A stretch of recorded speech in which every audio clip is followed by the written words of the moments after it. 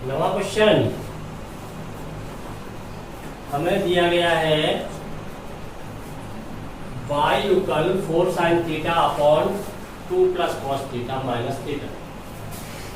Close interval 0 to π/2 में वर्तमान prove करना है। वर्तमान प्रूव करने के लिए पहले ये निश्चित करें हमें क्या प्रूव करना है, अर्थात फलन के अवकलज का मान धनात्मक अथवा 0 दिए गए अंतराल के अंतर्गत फलन का अवकलज धनात्मक अथवा 0 होना चाहिए। तो सबसे पहले अवकलन करें, differentiate with respect to theta, क्योंकि यहाँ पर y किसका फलन है, थीटा का। dy डी थीटा इक्वल, ये अंश बटे अंश से होगा,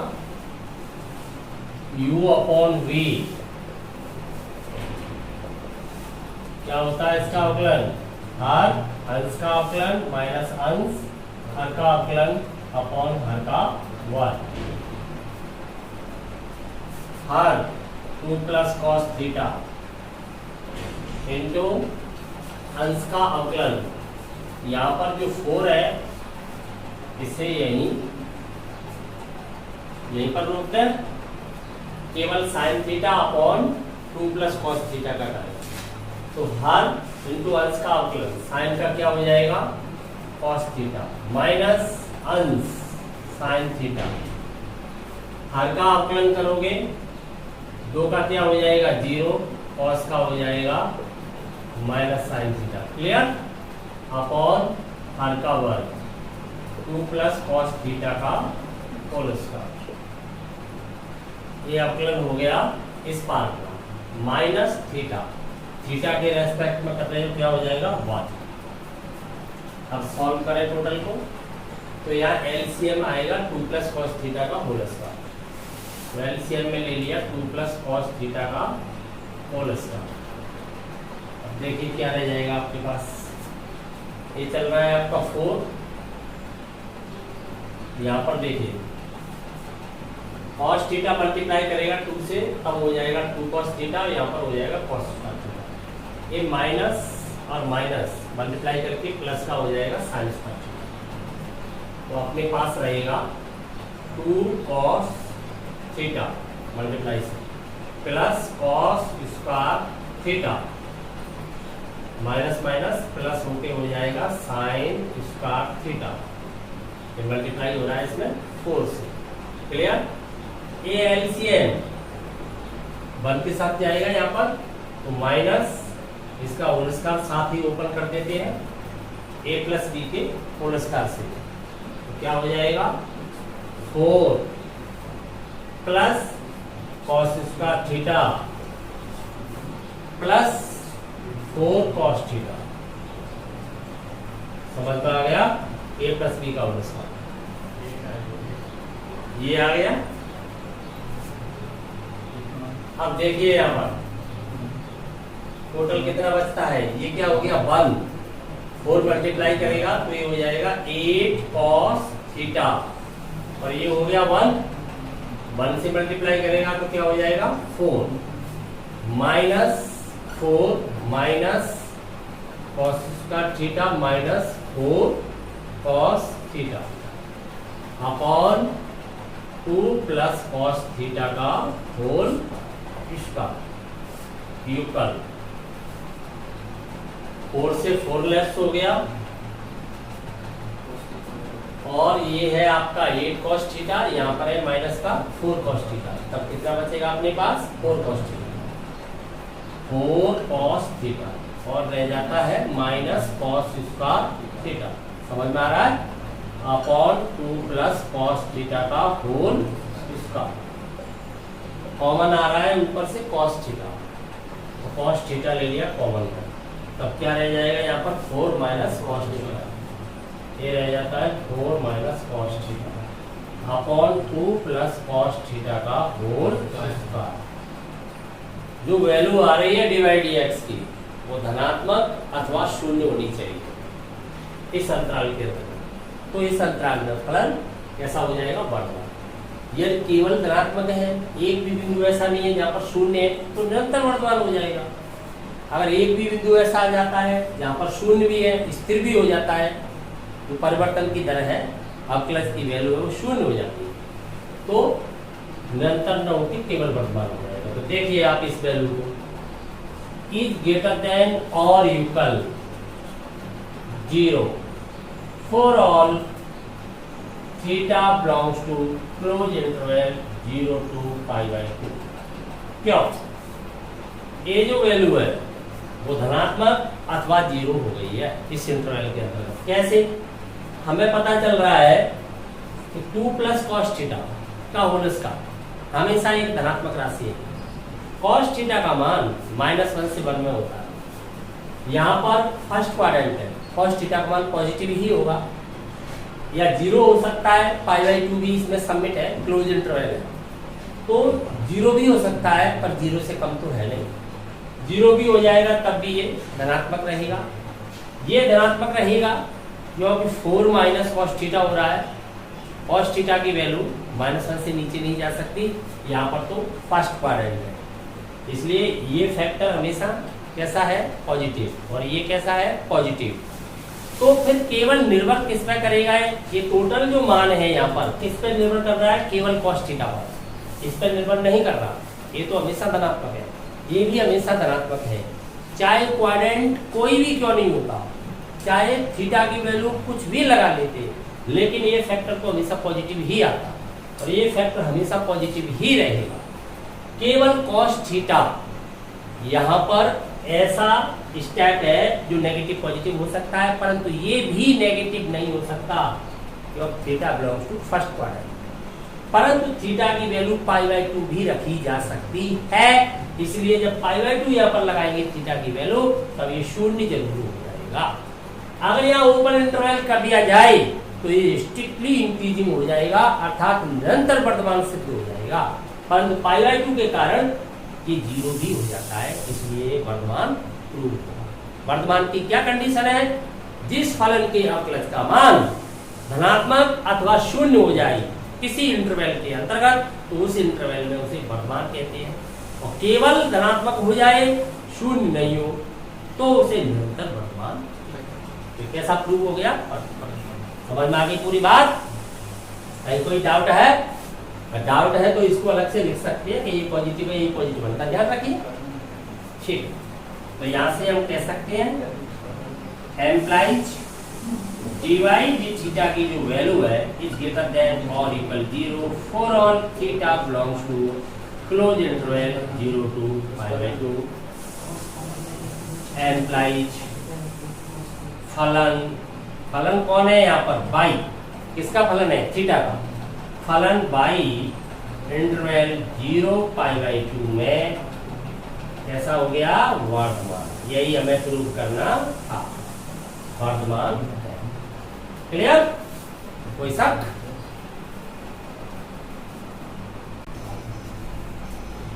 दसवां क्वेश्चन, फलन दिया है लवगणकीय, और लवगणकीय फलन अपने प्रांत में, ये लवगणकीय फलन का क्या है? डोमेन है।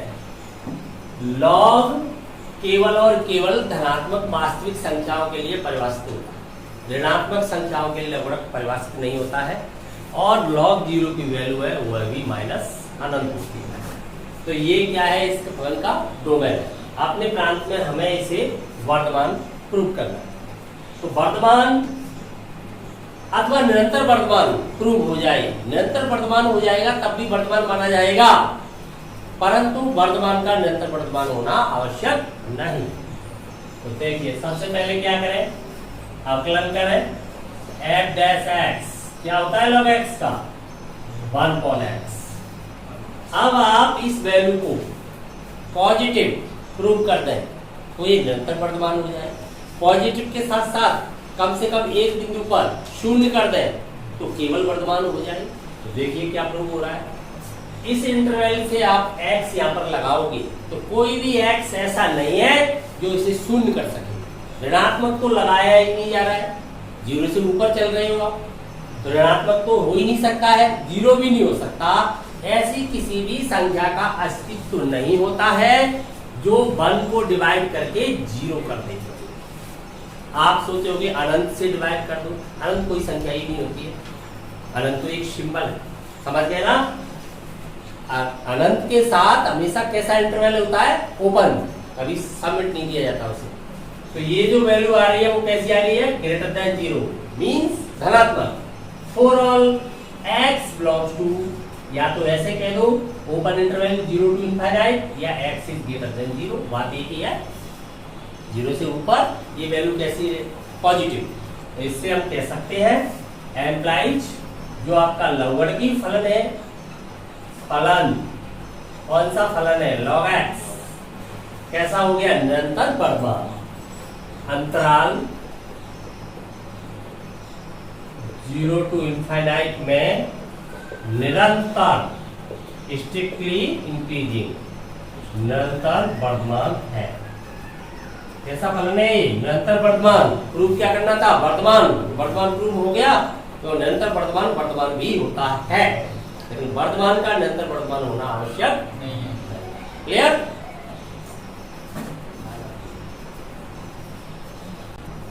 ग्यारहवां प्रश्न, function of x equal x square minus x plus 1 कैसा फलन है, बहुपद दीजिए। इंटरवल -1 से 1 में न वर्धमान न ह्रासमान कोई फलन किसी अंतराल के अंतर्गत न वर्धमान न ह्रासमान कब होगा, जब वो कुछ भाग में तो वर्धमान हो जाएगा, कुछ भाग में ह्रासमान हो जाएगा। जब दोनों प्रकार का हो जाता है तब उस फलन को न तो वर्धमान न ह्रासमान कहेंगे। तो सबसे पहले क्या करेंगे, क्रांतिक बिंदु फाइंड करेंगे। अवश्य आएगा इस इंटरवल के अंतर्गत क्रिटिकल पॉइंट्स अवश्य होगा, जिस इंटरवल में फंक्शन आपका वर्धमान ह्रासमान एक भी प्रकार का नहीं है, तो समझ लेना चाहिए कि उसके दो भाग हो जाएंगे, एक भाग में तो वो वर्धमान हो जाएगा, एक भाग में वो ह्रासमान हो जाएगा। तो आकलन करने पर f डैश x क्या आएगा, 2x माइनस 1, 4 क्रिटिकल पॉइंट क्रांतिक बिंदुओं के लिए। f dash x equal 0, 2x minus 1 equal 0, x की वैल्यू आ गई हाफ, हाफ इस इंटरवल के अंतर्गत है -1 से 1 में। संख्या रेखा पर सीधा आंसर देख सकते हो, हाफ कहीं होगा यहाँ पर रियल नंबर लाइन पे। अब आप ये निश्चित करें पहले कि हाफ आपका क्रिटिकल पॉइंट है अथवा नहीं। आपको बताया जा चुका है केवल क्रिटिकल पॉइंट्स होते हैं, क्रांतिक बिंदुओं को विभिन्न नामों से जाना जाता है, वर्तन बिंदु भी कहते हैं, चरम बिंदु भी कहते हैं। तो क्रांतिक बिंदु ही अलग अलग अंतराल बनाता है, केवल स्तब्ध है वो अंतराल नहीं बनाता, केवल निरंतरता को समाप्त करता है। तो स्तब्ध बिंदु वो होता है जिसके अवकलज के बाएं से दाएं जाने पर चिन्ह परिवर्तन नहीं होता है, धन से धन रहता है, ऋण से ऋण रहता है, चिन्ह नहीं बदलता है, उसे केवल स्तब्ध बिंदु कहते हैं। और स्तब्ध बिंदु निरंतरता समाप्त करता है परंतु अंतराल नहीं बना सकता। तो हम यहाँ पर देख रहे हैं कि जैसे यहाँ पर हाफ लगाऊंगा तब तो ये 0 हो ही जाएगा।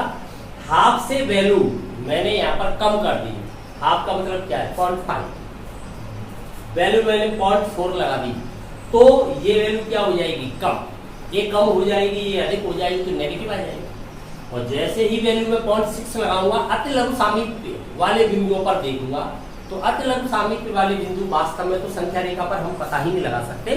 तो अनुमानतः ये 0.5 है तो 0.4 और 0.6 दोनों को लगा के देख रहा हूँ, तो 0.4 पर ये कैसा हो जाता है, नेगेटिव। 0.8 है, ये घट रहा है, नेगेटिव। और जैसे ही मैं 0.6 लगाता हूँ तो ये 1.2 हो जाता है, तो पॉजिटिव बचने लगता है। तो बाएं से दाएं चिन्ह कैसा हो रहा है, ऋण से धन हो रहा है, ऋण से धन। तो ऋण से धन वाली स्थिति बन रही है, समझ गए ना।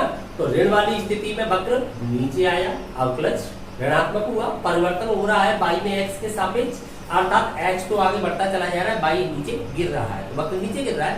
तो पहले ऋण हो रहा है और ऋण से फिर धन हो रहा है, तो पहले कैसा रह रहा है, ह्रासमान, फिर कैसा हो जाता है, वर्धमान। तो दोनों प्रकार का हो गया। हाफ से पहले कैसा रहे, ह्रासमान, क्यों कमी आ रही है, ऋण, ऋण का मतलब आप वक्र को नीचे ले जाएंगे करके, यो देखेंगे ऋण फिर धन, ऐसी स्थिति बन रही है वक्र पर, ऐसी स्थिति बन रही है। तो इस भाग में कैसा हो गया, ह्रासमान, फिर हाफ पर परिवर्तन होना बंद हो गया, डिवाइड एक्स कैसा हो गया, शून्य हो गया, शून्य हो गया, उसके बाद फिर कैसा हो गया, डन, वक्र ऊपर उठने लग गया, तो कैसा हो गया, वर्धमान। क्लियर? तो दो भाग हो गए, एक आपसे पहले, एक आपसे बाद में। तो -1 से आप में कैसा हो जाएगा, क्योंकि हमें टोटल रियल नंबर में तो जाना नहीं है, हमें केवल इसी इंटरवल के अंतर्गत अध्ययन करना है। तो -1 से हाफ तक वक्र गिर रहा है, फिर हाफ से 1 तक वक्र उठ रहा है ऊपर, तो उस भाग में वर्तमान और पहले भाग में क्या हो जाएगा, ह्रासमान। अध्ययन केवल -1 से 1 में करना है। तो इधर कोई बिंदु रहा होगा -1, इधर बिंदु है आपका 1। ये वैल्यू कभी भी सबमिट नहीं होती है इंटरवल के अंतर्गत, क्योंकि इंटरवल की परिसीमाएं होती हैं, बाहरी सीमाएं होती हैं जो इंटरवल को बनाती हैं, इनको सबमिट नहीं किया जाता। स्तब्ध बिंदु उसके अंतर्गत सम्मिलित हो जाता है, सम्मिलित हो जाता है तो निरंतरता समाप्त कर देता है। क्रिटिकल कभी भी सबमिट नहीं होता। क्यों नहीं होता? क्योंकि क्रिटिकल तो अंतराल बनाता है, उसकी परिसीमाएं। क्लियर? तो एकांत क्रम में आप क्या लिखते हो, दाएं से बाएं, प्लस माइनस। तो प्लस वाला भाग क्या बताता है, वर्धमान, माइनस वाला क्या बताता है, ह्रासमान। बड़ी हाथ वाला चिन्ह पॉजिटिव है तो सीधा, तो यहाँ से हमें जवाब मिल रहा है सीधा, हाफ से 1। इस इंटरवल में कैसा हो गया, निरंतर वर्धमान, क्योंकि कोई भी स्तब्ध बिंदु नहीं है, निरंतर वर्धमान। इसी प्रकार से -1 से हाफ में कैसा हो जाएगा, निरंतर ह्रासमान। तो आंसर तो हमें पहले ही पता चल जाता है, परंतु हमें थ्योरी बेस पे करना होता है, असमिका के द्वारा सॉल्व करना होता है। तो देखिए, निरंतर वर्धमान के लिए कंडीशन निरंतर वर्धमान की बन रही है, क्या होना चाहिए, अवकलज धनात्मक होना चाहिए। सॉल्व करें असमिका को, तो f' की वैल्यू यहाँ पर लगाएं, ये वैल्यू है आपकी 2x - 1 is greater than 0। Solve करने पर 2x इज ग्रेटर देन 1। पक्षांतरण समीकरण की तरह ही होते हैं असमिकाओं में, केवल अंतर इतना है कि जब आप माइनस की संख्या से गुणा या भाग करोगे तो असमिका अपना चिन्ह बदल देती है। समझ गया ना? पक्षांतरण तो समीकरण की तरह ही होते हैं। Implies x is greater than, plus का है 2, डिवाइड करोगे दोनों को 2 से, यही तो मतलब है। तो 2 से डिवाइड करने पर प्लस का है ना, कोई फर्क नहीं पड़ेगा, तो x is greater then half. Interval form क्या हो जाएगी इसकी, x बिलोंग्स टू हाफ से ऊपर, लेकिन हाफ से ऊपर लिमिट लगी हुई है, 1 से ऊपर नहीं जा सकते इस इंटरवल के अंतर्गत। समझ गया ना? रियल नंबर नहीं है जो कि इनफाइनाइट पे चले जाओ। तो हाफ से ऊपर कहाँ तक जाना है, 1, और 1 सबमिट नहीं है, ऊपर इंटरवल। तो इस वाले भाग में फलन कैसा है, निरंतर वर्धमान। अब कंडीशन लगाते हैं निरंतर ह्रासमान के लिए, निरंतर ह्रासमान के लिए। तो निरंतर ह्रासमान के लिए क्या कंडीशन है, फलन का अवकलज है वो कैसा होना चाहिए, ऋणात्मक। तो ऋणात्मक से देखिए क्या अंतराल प्राप्त होता है आपको, 2x - 1 इज लेस देन 0।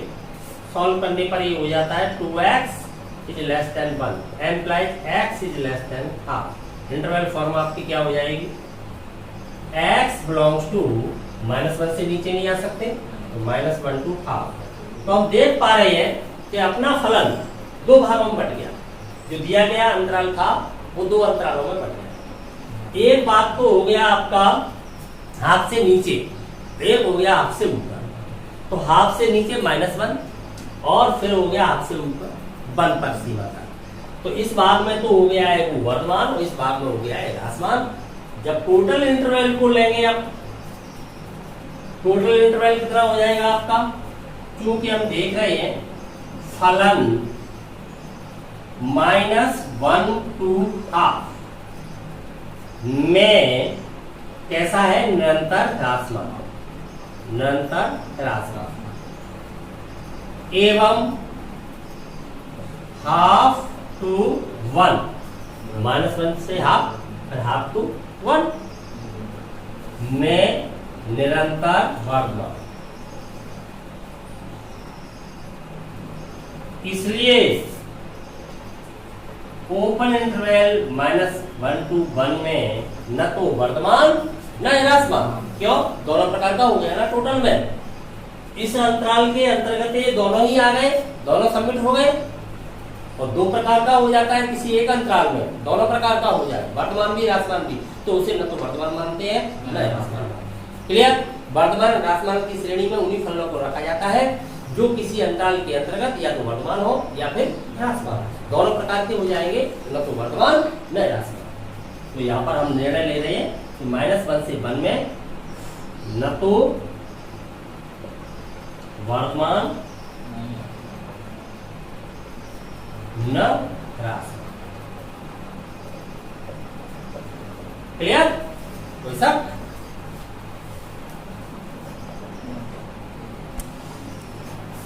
बारहवां प्रश्न, यहाँ पर हमें 4 अलग अलग फलन दिए गए हैं। हमें ओपन इंटरवल 0 से π/2 में ये पता लगाना है कौन सा फलन ह्रासमान है। देखिए सबसे पहले क्या करें, अवकलज करें।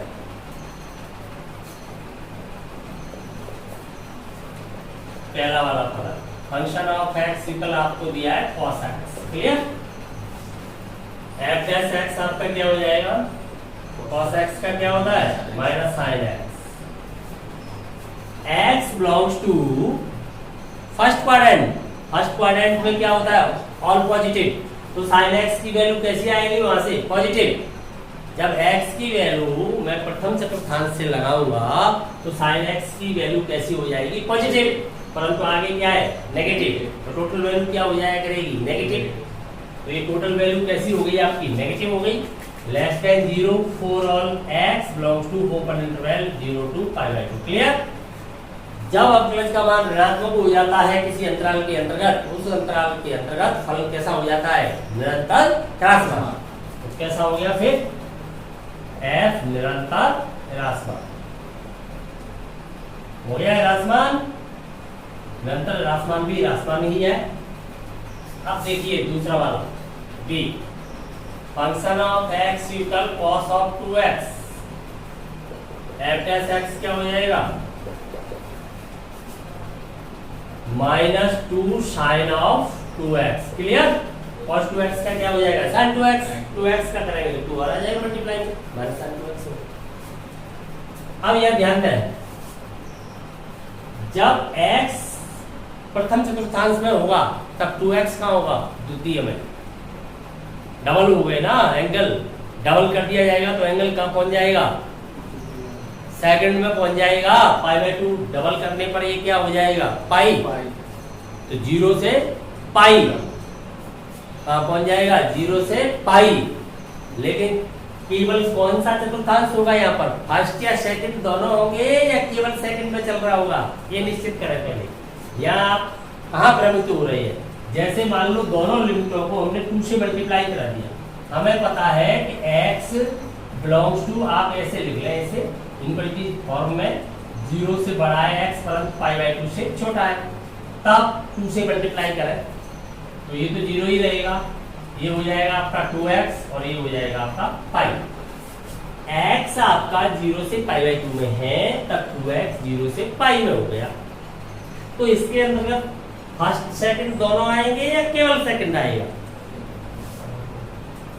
ये तो आपकी परिसीमा है 0, ये पाई तक पहुंच गया तो इंटरवल की जो वैल्यू है वही तो डबल हो गई है, जो आपकी वैल्यू है वो डबल हो गई। तो बताइए इंटरवल अब कहां से कहां तक चलेगा, फर्स्ट कैसे आ सकता है, फर्स्ट में तो 0 के तुरंत बाद की संख्या आएगी, जबकि यहाँ तो ट्वाइस हो गया, जो पहले संख्या चल रही है वो डबल हो चुकी है।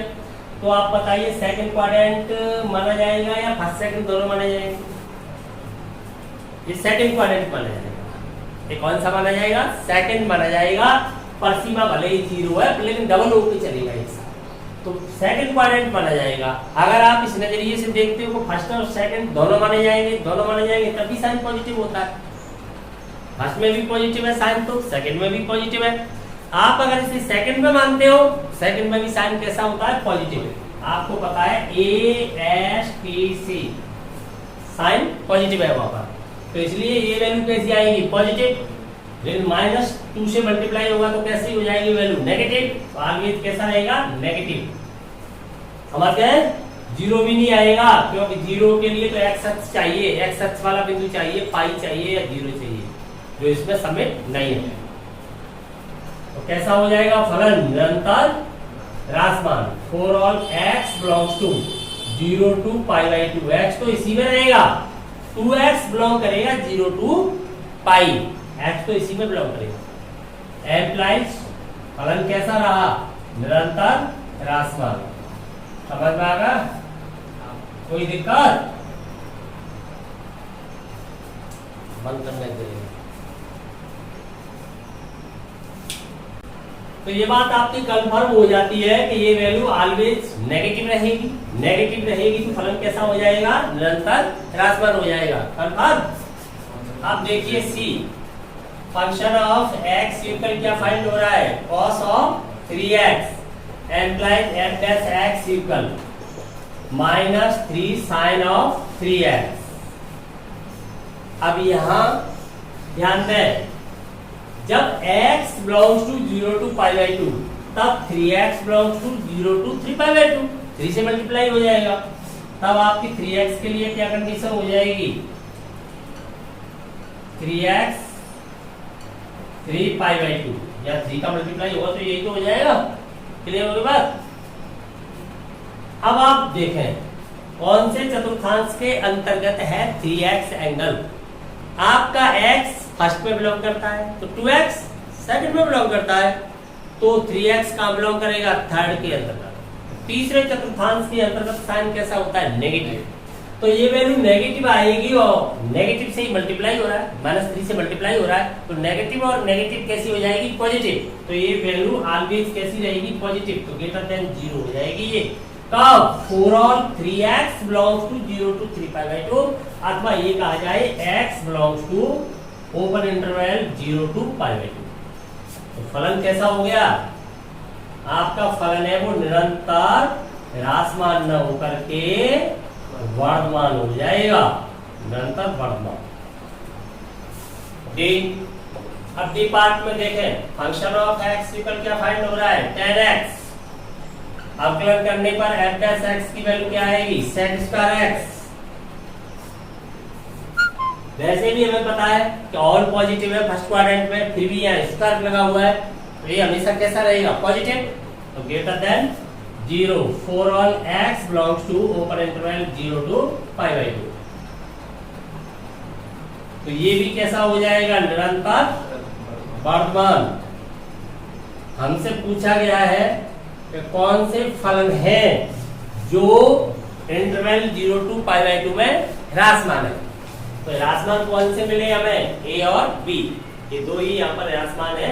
c और d कैसे है वर्धमान है। अतः हम निर्णय ले सकते हैं, अतः a व b दो ही तो आ गए, a और b कैसे हो गए हैं निरंतर ह्रासमान। क्लियर? समझ में आ गया?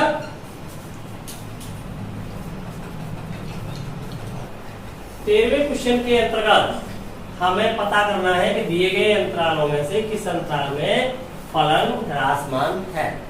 तो सबसे पहले क्या करना चाहिए अवकलन कर लेना चाहिए। तो कितना होगा 100x की पावर 99 कम हो जाएगी। साइन का क्या होता है cos x, 1 का क्या हो गया 0, यही हो गया अवकलन। अब देखिए ये जो अवकलज का मान है वो ऋणात्मक आना चाहिए ह्रासमान होने के लिए। तो ऐसा कोई इंटरवल अपने पास है जिससे ये वैल्यू आपकी ऋणात्मक हो जाए, तो ऐसा अपने पास कोई भी इंटरवल यहाँ पर नहीं है। क्यों? सभी इंटरवल में पॉजिटिव वैल्यूज है। पॉजिटिव वैल्यू है 0 से 1 पॉजिटिव वैल्यू है। पॉजिटिव वैल्यू आप यहाँ पर कोई भी लगाओगे तो पॉजिटिव आएगा, ये फैक्टर पॉजिटिव आएगा। और 0 to 1 कॉस के अंतर्गत कोई भी वैल्यू आप लगा दोगे तो कॉस भी तो पॉजिटिव ही रहेगा। रेडियन माना जाता है, radian as a real number की तरह होते हैं रेडियन। तो रेडियन सिस्टम आपका पाई की वैल्यू क्या होती है 3.14। कितना होता है? जब यहाँ पर कहां तक जा रहे हो आप 1 से पहले तक जा रहे हो तो π/2 की वैल्यू क्या हो जाएगी आपकी 1.5 से तो ऊपर ही है, 1.5 से तो ऊपर ही है, तो फर्स्ट क्वाड्रेंट के अंतर्गत ही तो रहेगी ये वैल्यू। आप रेडियन सिस्टम में जाकर के देखें तो पाई कितना होता है 3.14 पाई/2 कितना होगा, पाई/2 का मतलब हो गया 1.5 के आसपास हुआ। तो ये फर्स्ट क्वाड्रेंट पॉजिटिव, ये भी पॉजिटिव, टोटल कैसा रहा पॉजिटिव। यहाँ पर आप देख रहे हो पाई/2 टू पाई, तो ये तो है ही पॉजिटिव, तो पॉजिटिव वैल्यू कोई भी लगाओगे पाई/2 टू पाई, कौन सा क्वाड्रेंट हो गया सेकंड में कैसा हो जाएगा कॉस नेगेटिव हो जाएगा। पर हमें पता है कि कॉस की वैल्यू कभी भी -1 से कम हो नहीं सकती है।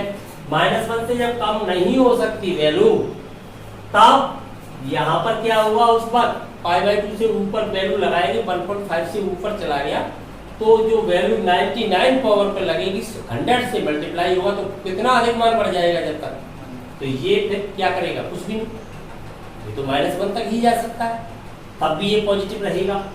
फिर यहाँ पर देखिए 0 टू पाई/2, यहाँ पर फर्स्ट क्वाड्रेंट है, ये भी पॉजिटिव रहेगा, ये पॉजिटिव आप लगा ही रहे, टोटल कैसा है पॉजिटिव। तो तीनों ही दिए गए अंतरालों के अंतर्गत फलन की वैल्यू है, फलन का जो अवकलज है वो कैसा प्राप्त हो रहा है, धनात्मक, और जब तक धनात्मक प्राप्त होगा तब तक फलन कैसा रहेगा, वर्धमान। तो किसी भी अंतराल में ह्रासमान नहीं है, तो यहाँ पर सीधा लिख दिया जाएगा जो वैल्यू आ रही है वो greater than 0 for all x belongs to, क्या लिखा जाए, A B C D या अलग अलग अंतराल, किसी भी इंटरवल के लिए x बिलोंग्स टू 0 1 या x बिलोंग्स टू पाई/2 टू पाई या x बिलोंग्स टू 0 टू पाई/2, चाहे आप x किसी भी इंटरवल से पॉजिटिव। तो इससे हम क्या कह सकते हैं, एम्प्लाइज फलन तीनों अंतरालों के अंतर्गत कैसा हो गया, वर्धमान। जबकि हमें क्या करना था, ह्रासमान का अंतराल ढूंढना था, तो इनमें से कोई नहीं है ह्रासमान का अंतराल। आते आंसर क्या रहा अपना, आते आंसर आपका रहा नन ऑफ दीज, इनमें से कोई नहीं, अर्थात कोई भी ऐसा अंतराल नहीं है जिसके अंतर्गत फलन कैसा हो जाए ह्रासमान। क्लियर, समझ में आ गया।